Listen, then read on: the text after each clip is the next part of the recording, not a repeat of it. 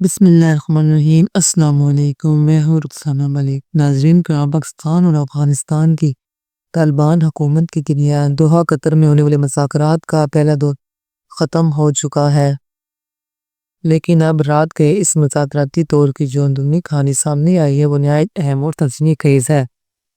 پاکستان نے افغان طالبان کے خلاف عالمی سطح پر سفارتی لڑائی میں جو پہلا میچ کھیلا ہے وہ پاکستان نے جیت لیا ہے، اور افغان نمائندے کس طرح ہارے ہیں اور ان کے لیے کس طرح مشکلات کھڑی ہوئی ہیں، یہ سب کچھ میں آج آپ کے سامنے رکھوں گی۔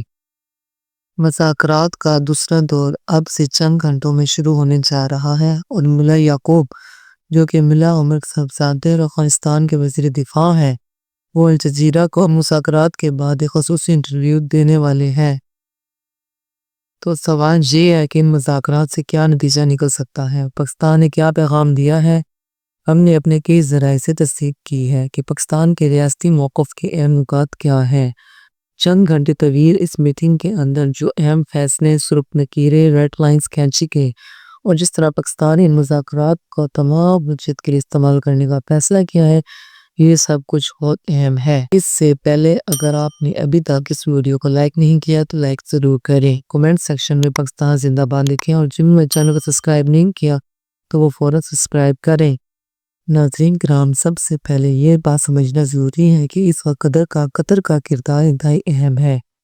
یہ وہ ملک ہے جہاں افغان طالبان نے اپنا سیاسی دفتر قائم کیا تھا، یہی دوحہ ہے جہاں دوحہ معاہدہ سائن ہوا، اور اب اسی دوحہ میں پاکستان نے طالبان حکومت کو چاروں شانی چت کر دیا ہے۔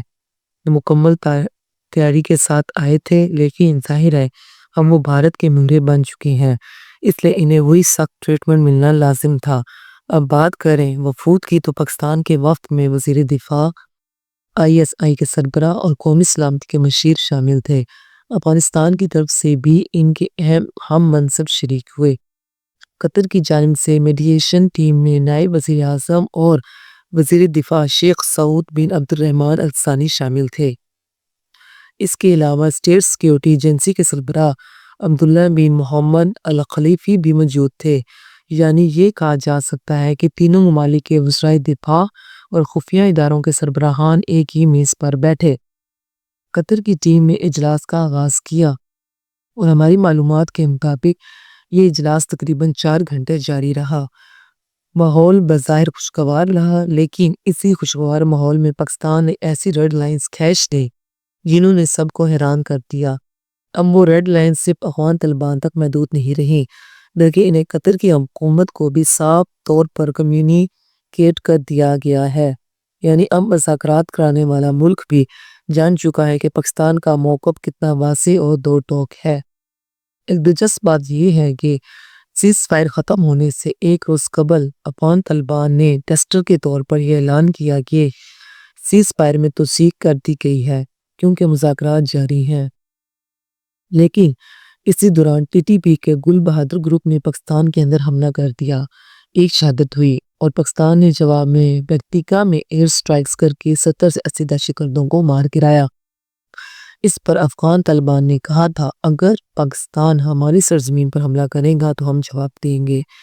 پاکستان نے بھی ایک ٹیسٹر لگایا، دیکھا جائے کہ طالبان حکومت واقعی پاکستان کے نیو معمول کو سمجھتی ہے یا نہیں۔ پاکستان نے بیکٹیکا میں حملے کیے اور انتظار کیا کہ کیا طالبان جوابی کارروائی کرتے ہیں، لیکن نہیں، انہوں نے جواب دیا نہیں۔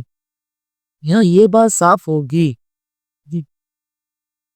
لیکن نہیں، انہوں نے جواب دیا نہیں۔ یہاں یہ بات صاف ہو گئی ہے کہ پاکستان نے اپنا موقف واضح کر دیا ہے۔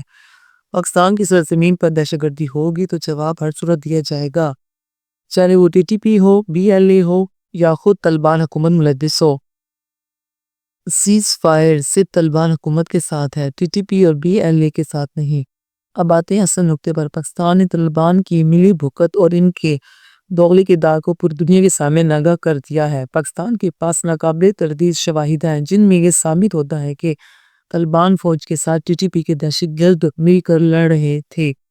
یہ وہ لوگ ہیں جنہیں عالمی سطح پر دہشت گرد قرار دے دیا جا چکا ہے، چاہے وہ امریکہ ہو یا اقوام متحدہ۔ پاکستان نے 4 گھنٹے طویل میٹنگ میں قطر کے سامنے تمام ثبوت رکھے۔ پاکستان نے کہا آپ کے دوحہ معاہدے کی روزانہ دھجیاں اڑائی جا رہی ہیں۔